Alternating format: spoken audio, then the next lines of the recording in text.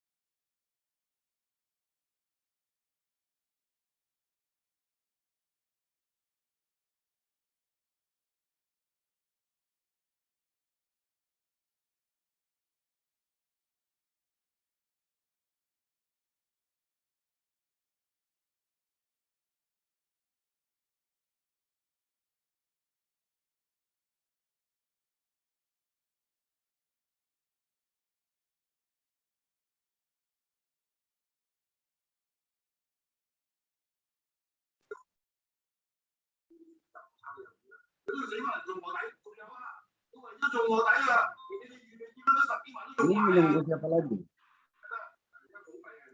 Halo. Ya, Pak. Nah, ini nunggu siapa lagi? Oh, ini udah masuk semua ya, Pak?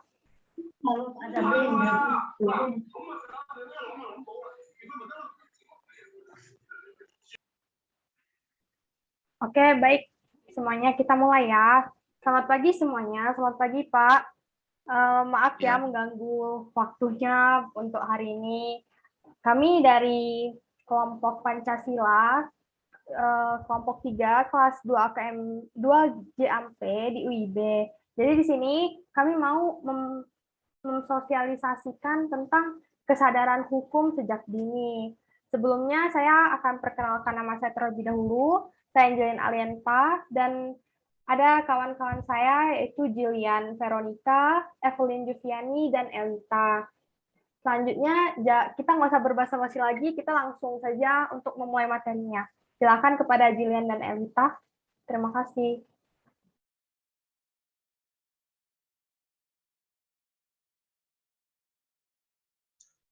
Oke, selamat pagi semuanya, adik-adik sekalian dan juga Sir. Terima kasih atas waktunya. Di sini saya akan menjelaskan tentang adanya 4 topik dalam tema yang kami ambil terkait dengan kesadaran hukum. Yang pertama itu adalah pengertian dan tujuan tentang kesadaran hukum dalam lingkungan bermasyarakat. Yang kedua, pentingnya kesadaran hukum sejak dini. Yang ketiga, kesadaran hukum dalam lingkungan keluarga, sekolah, dan masyarakat. Dan yang keempat, ada 4 indikator dalam kesadaran hukum. Jillian, sorry Jill. PPT-mu Ya. nggak gerak. Coba ulangi share screen. Nggak gerak ya? Enggak.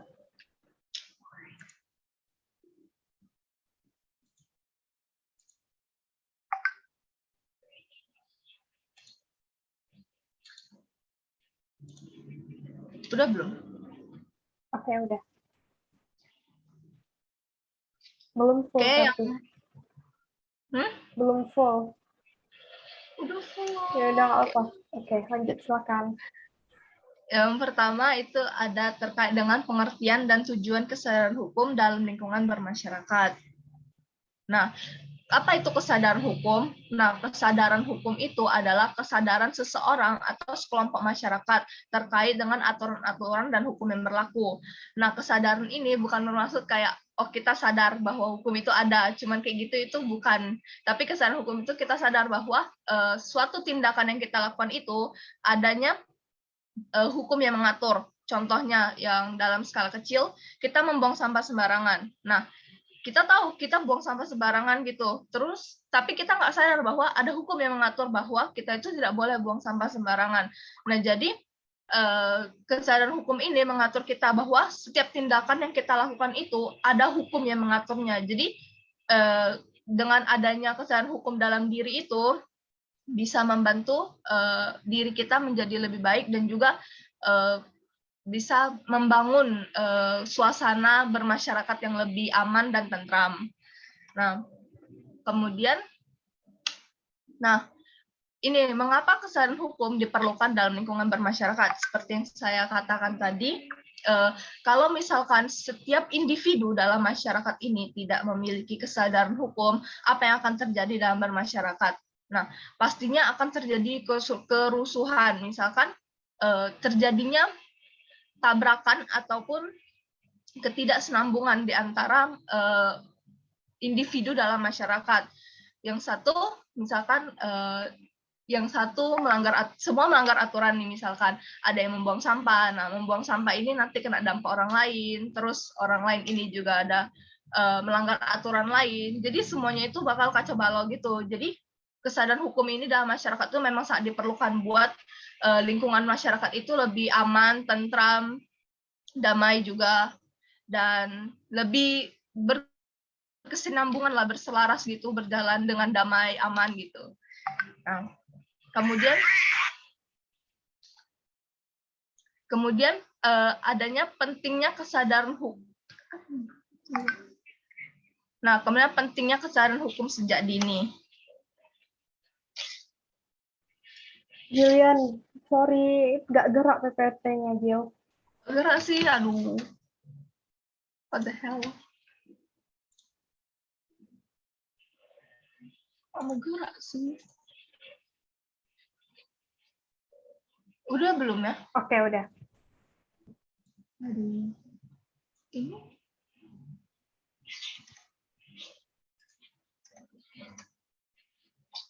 Nah, kemudian selanjutnya terkait dengan kesadaran hukum sejak dini.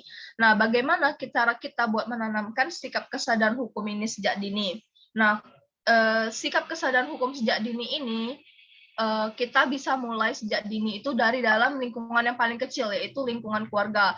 Jadi, dalam lingkungan keluarga ini, setiap anak itu pasti sudah dididik oleh orang tuanya masing-masing bahwa ada aturan yang boleh dilakukan, ada aturan yang harus dipatuhi. Jadi ada diajarkan bahwa ada tindakan yang memang ada aturannya boleh dilakukan dan ada yang tidak boleh dilakukan. Nah, itu merupakan didikan dasar dari orang tua tentunya di dalam lingkungan keluarga. Nah, kemudian setelah beranjak lebih tinggi lagi, siswa-siswa ini akan masuk ke lingkungan sekolah. Nah, di lingkungan sekolah ini tentunya siswa akan lebih diajarkan terkait dengan peraturan yang ada di sekolah, peraturan tertulis dan tidak tertulis yang ada di sekolah masing-masing. Nah, juga itu lingkungan yang lebih tinggi lagi daripada lingkungan keluarga. Nah, kemudian setelah kita belajar tentang kesadaran hukum yang ada di lingkungan sekolah itu, setelah lulus sekolah, kita akan masuk ke kesadaran hukum terkait yang ada dalam lingkungan bermasyarakat. Ini yang lebih tinggi lagi, bahwa kita memang harus mematuhi aturan atau hukum yang memang ada di Indonesia ini, kayak mana itu kita harus kita tanamkan juga. Tapi sejak dini ini memang dari lingkungan keluarga dulu yang paling kecil, kemudian lanjut ke lingkungan sekolah tentang peraturan sekolah yang boleh dilakukan, tidak boleh dilakukan, dan juga selanjutnya baru akan naik ke tingkat kesadaran hukum yang ada di lingkungan bermasyarakat terkait dengan hukum aturan yang ada di Indonesia ini. Nah, selanjutnya poin yang ketiga akan dijelaskan oleh Elita.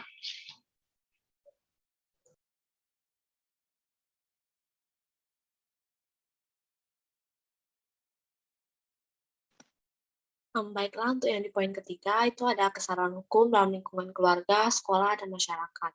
Jadi kita akan mempelajari contoh-contoh dari kesadaran hukum di lingkungan yang paling kecil terlebih dahulu, yaitu ada di lingkungan keluarga, kemudian yang di lingkungan yang menengah, yaitu lingkungan sekolah, dan kemudian lingkungan yang lebih luas lagi, yaitu pada lingkungan masyarakat. Next. Jadi di sini kita bisa lihat, yang pertama itu ada di lingkungan keluarga. Jadi kesadaran hukum di lingkungan keluarga itu, contohnya itu ada seperti mengetahui peraturan lisan yang ditetapkan di dalam rumah. Jadi peraturan lisan ini adalah peraturan yang di dalam keluarga kan kita biasanya ada peraturan yang biasanya emang dilarang secara lisan, dikatakan dilarang, seperti saat kita makan, kita nggak boleh ngomong gitu. Lalu kita nggak boleh di dalam rumah itu nggak boleh terlalu berisik dan berteriak-teriak gitu. Yang kedua itu ada kita tuh harus mengetahui hak dan kewajiban kita sebagai seorang anak. Jadi kita tuh sebagai seorang anak memiliki hak dan kewajiban. Contohnya itu kita sebagai seorang anak memiliki kewajiban untuk membantu orang tua kita, untuk membantu membersihkan rumah kita. Lalu sebagai seorang anak kita juga memiliki hak untuk mendapatkan perlindungan di dalam keluarga.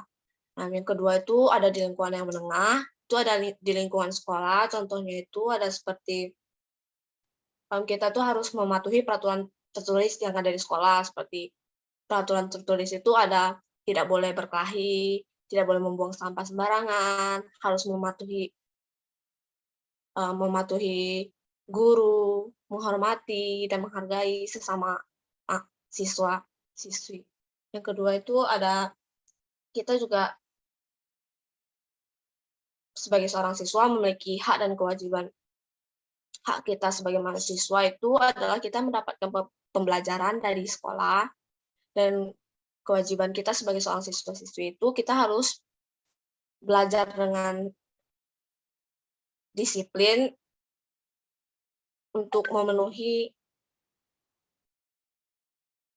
kewajiban kita sebagai warga negara Indonesia.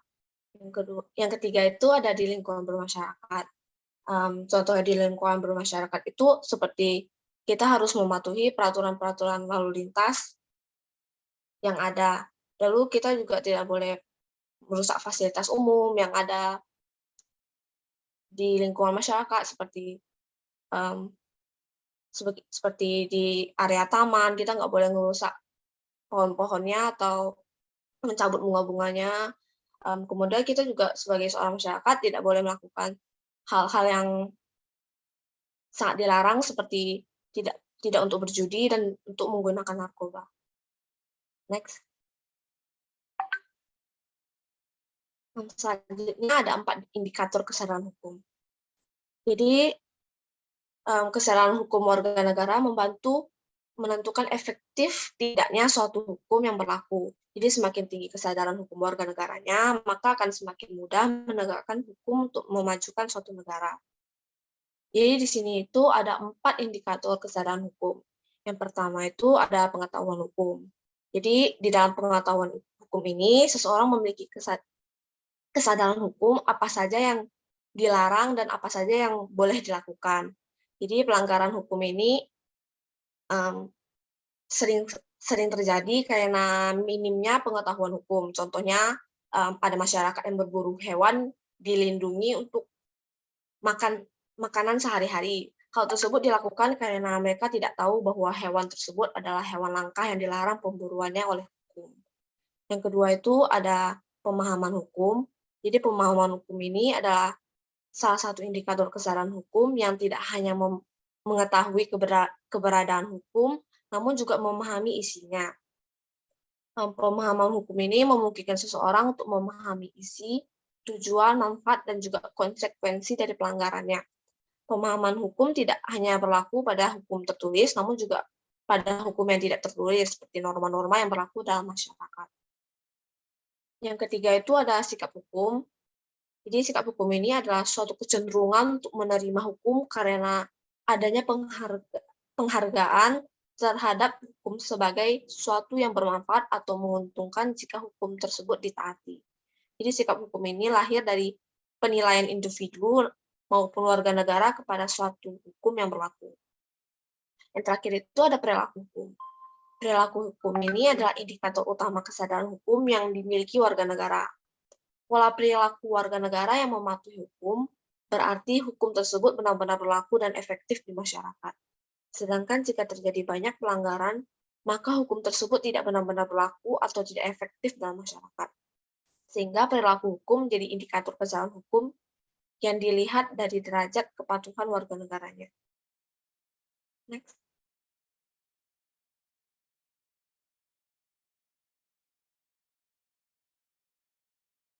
Terakhir di sini ada quote dari Henry Ward Beecher.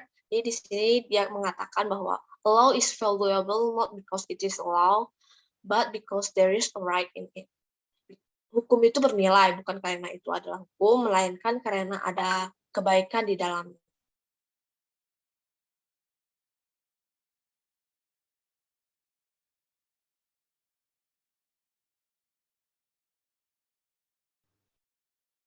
Oke, terima kasih Elita dan Julian yang sudah mempresentasikan materi untuk hari ini. Sekarang kita akan masuk nih ke sesi game, yaitu kita akan main game quiz. Jadi nanti yang ada hadiahnya kok. Nanti yang ranking 1 ada hadiahnya ya. Saya serahkan gamenya ke Evelyn Diviani, silakan. Oke, sebelumnya perkenalkan saya Evelyn. Saya akan memandu kuis di pagi hari ini ya. Jadi aku akan share dulu screen saya. Boleh tolong sebentar ya adik-adik.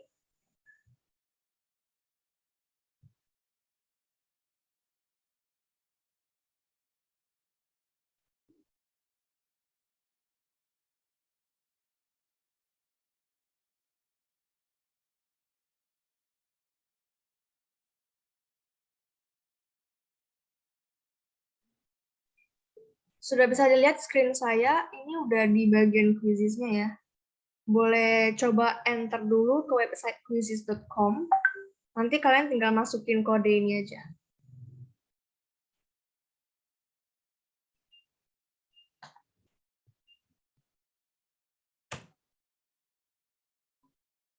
Udah saya share juga ya di kolom chat, boleh dilihat.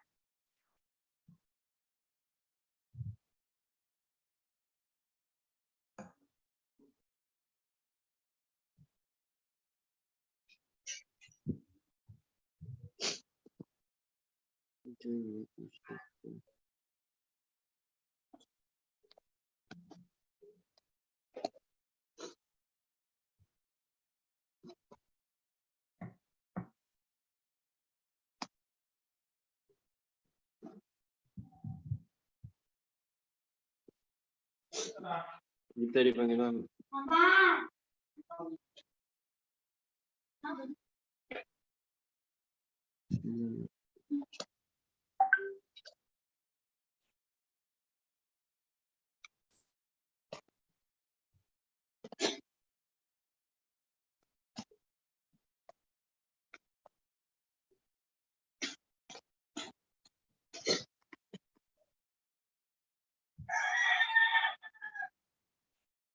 Yang lain yang belum join boleh di-join ya.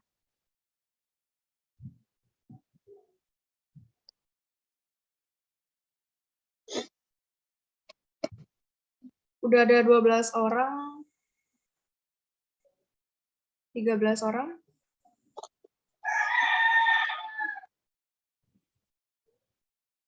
Kita tunggu sampai 10.30 ya, 2 menit lagi ya.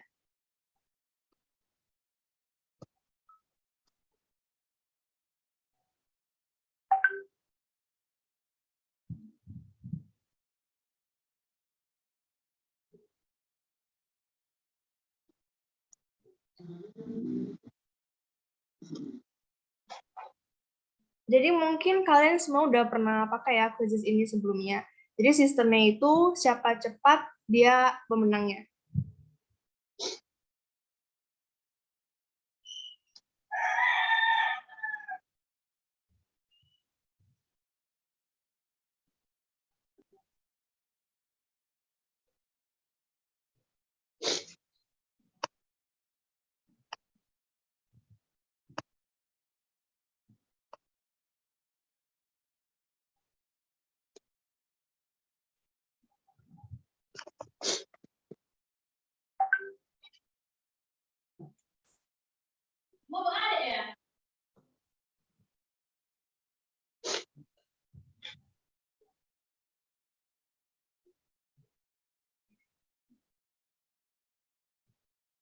Yang belum join bisa langsung join aja ya, udah mau dimulai quiznya.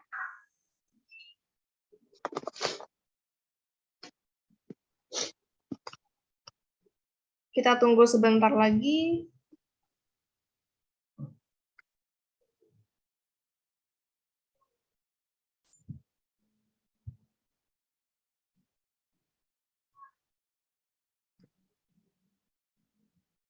Oke, udah 10.30 langsung kita mulai aja ya.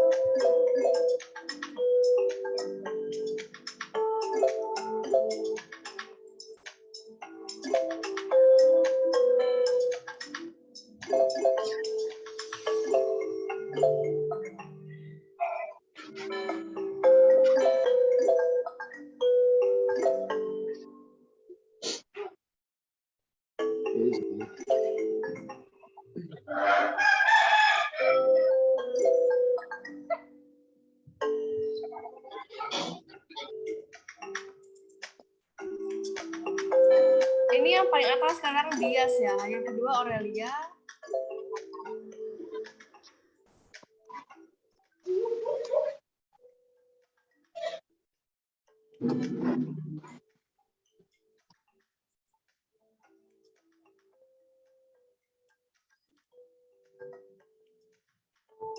Ya guys, tinggal 4 orang lagi yang belum siap ya.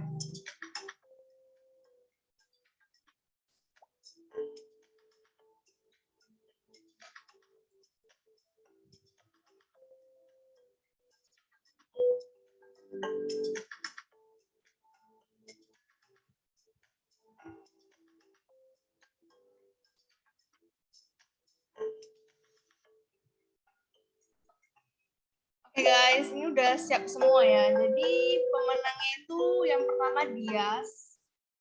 Selamat ya kepada Dias. Nanti kalau misalnya menang, kalian akan dapetin Shopee Pay ataupun GoPay. Kalian langsung chat aku ya, nanti aku bakal share nomor WA aku di Zoom meeting ini. Kalian tinggal chat aja, nanti kalian dapetin 50.000. Selamat ya Dias. Dias ya. Selamat ya kepada Dias. Lumayan loh nambah uang jajan.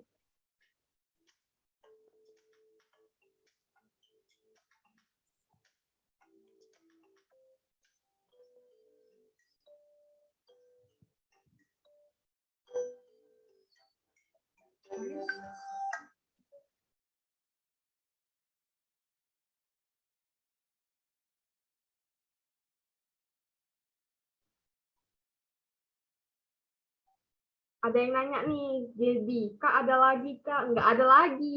Ini satu aja gamenya, udah selesai.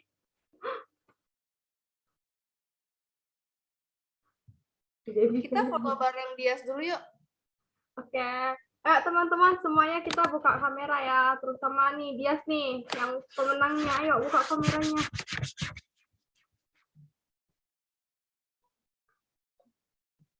Mungkin Evelyn bisa pandu untuk screenshot sama dokumentasi. Oke, boleh saya lihat Dias yang mana ya? Mana nih Dias nih?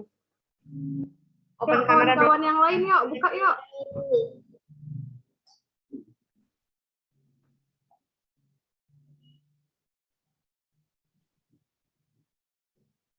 Dias. Orangnya nggak ada nih.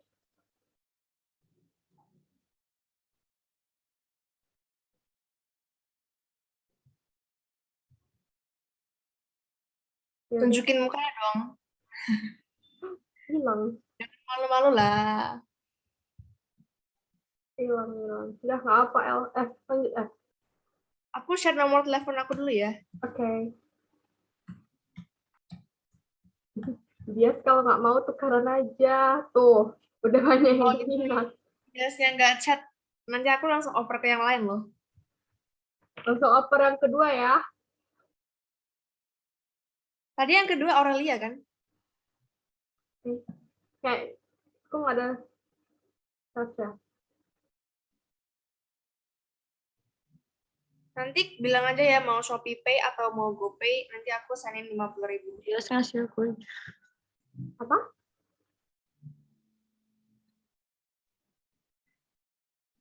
Diasnya mana ya? Nggak ada dia. Nggak open. Dia itu orangnya pemalu. Oh, Kasih saya aja. Kasih yang mana aja ya? kasih yang lain nih, 50.000 loh. Wah, Ayo dia, kasih penampakan. tes ulang nih. Wah, Atau pulang lagi nih sekali lagi. Ulang. Bisa buat ayam geprek tuh. Kawannya aja udah semangat tuh mau ngambil 50.000-nya. Bisa buat skincare loh. Allah. Bisa makan 2 kali loh, 50.000. Ya udah. Kita ulang ya. Dia yang minta tes ulang nih. Coba dites ulang aja Kak, dites ulang aja. Mereka minta tes ulang. Oke. Tes ulang. Wah. Silakan lanjut tes ulang lagi. Oke. Bentar ya teman-teman. Ini linknya beda ya, Kak? Bentar ya, aku share lagi linknya ulang. Dia nggak usah ikut ya, kan nggak mau. Ya, sayang loh, 50.000 loh. Bisa makan 2 kali, nggak mau ya? Dia nggak usah ikut lagi, kan nggak mau. Linknya udah saya share ya di kolom chat, boleh dilihat.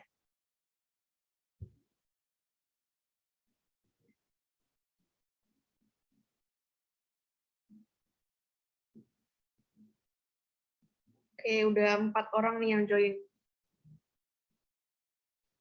Ayo, share screen, Oke, sabar ya.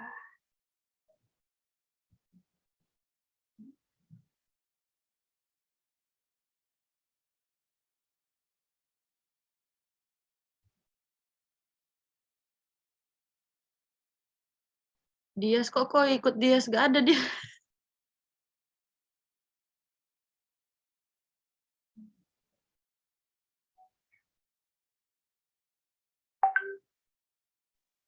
Dia di blacklist aja, Kak. Nggak usah ikut lagi. Iya, Kak. Dia kan menang, Kak. Percuma ikut, nggak mau hadiahnya. Mending kasih Gaby ya kan. Mending Iya. enggak. Sayang ya. Ayo Tiara, rebut. Dias kan nggak mau. Guys. Pak, Gampang nanti kan soalnya? Gampang kan soalnya? Cuma 8 soal ya kalau nggak salah ya? gampang.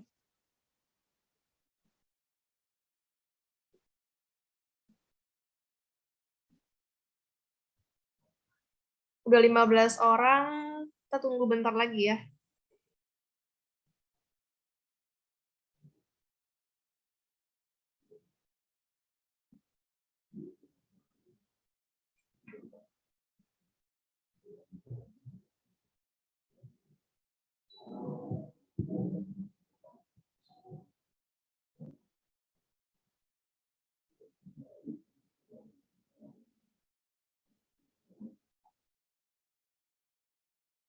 Ini nggak ada lagi yang mau join ya?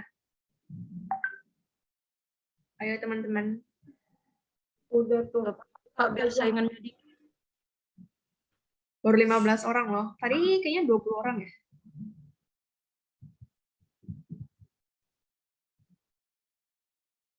Kita mulai aja ya sekarang. Silakan berperang. Semangat teman-teman.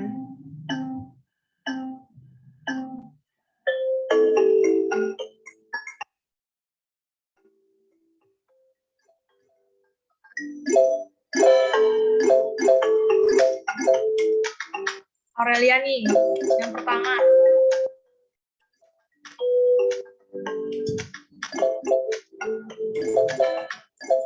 Ayo dikejar, dikejar, dikejar.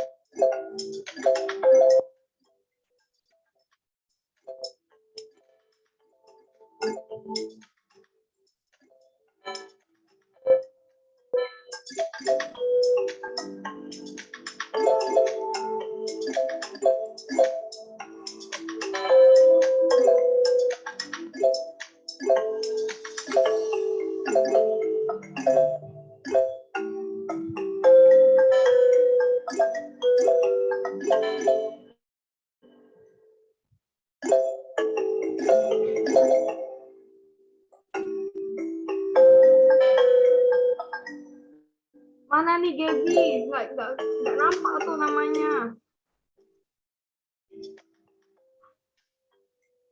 Nafis, Habibi.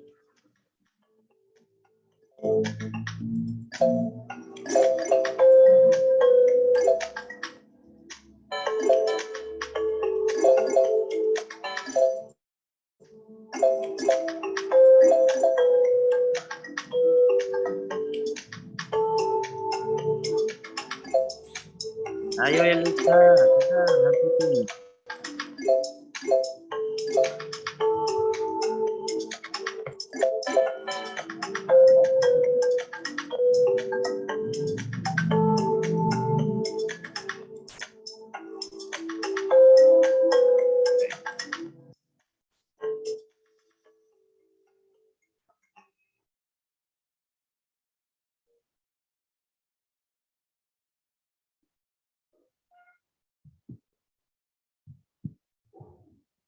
Oke, jadi ini pemenangnya Nafis Habibi ya. Selamat kepada Nafis Habibi. Aku udah screenshot ya.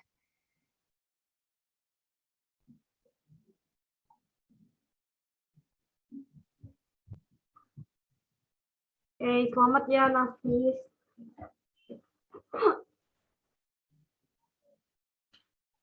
Berarti 50.000-nya jatuhnya ke Nafis ya. Dia nggak jadi ya tadi.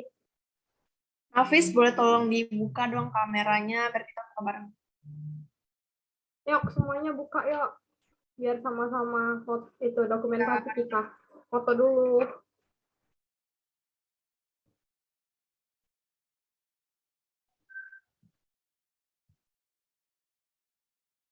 Mana orangnya? Nafis. Kameranya.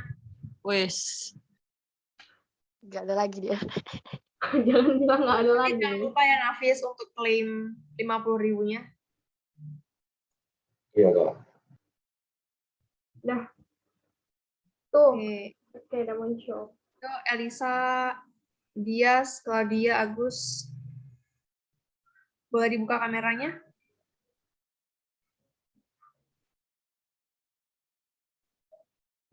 Kita sambilan sesi dokumentasi ya.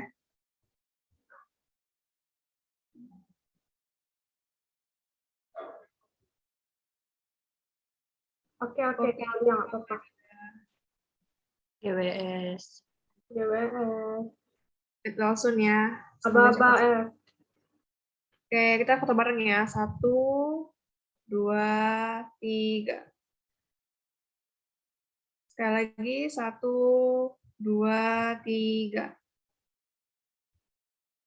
Oke, udah selesai. Nanti Nafis jangan lupa untuk klaim hadiahnya ya. Mungkin Evelyn bisa share lagi nomornya biar nggak tenggelam.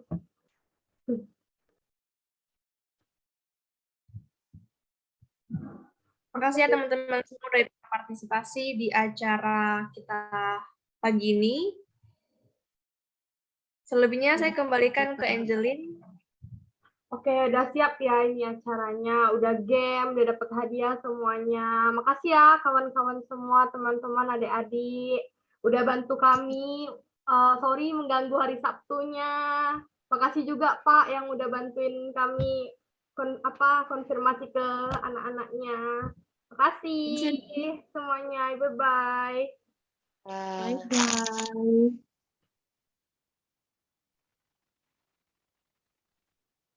Boleh please ya. Ya, thank you, Pak. Thank you semuanya. Thank you, Pak. thank you, Makasih ya, sir. Pak. Makasih, Pak.